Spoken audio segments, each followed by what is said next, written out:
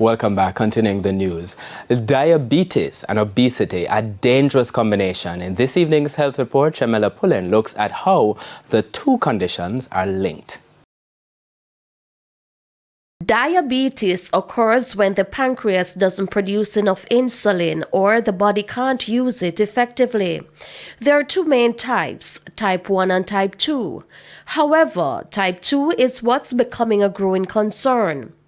Consultant physician and endocrinologist Dr. Karen Phillips says that's because it's strongly linked to obesity. About 90% of patients have type 2 diabetes. In Jamaica, 1 in 8 persons have type 2 diabetes, and this is between the ages of 15 to 74 years. And as I said before, we have more younger persons, so less than 15 presenting with type 2 diabetes, so that number is an underestimate. In the last 17 or 18 years, there's been a 42% increase in type 2 diabetes.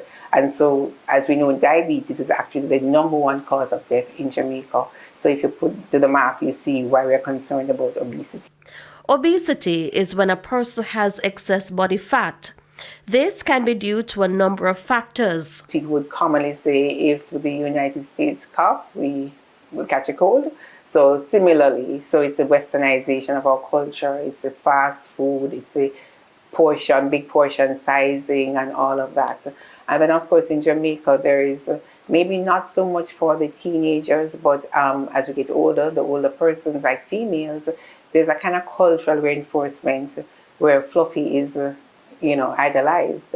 And so persons don't necessarily want to be mager, so they look better when they're fluffy. Obesity can lead to several complications such as cardiovascular disease, liver disease, kidney disease, sleep apnea, and certain cancers. How it's managed is critical. We're lucky that we are really in, I would want to say, very exciting times for obesity management with the newer drugs which have been released. I'm sure you've heard about them. They've been celebrated in celebrity culture and all of that.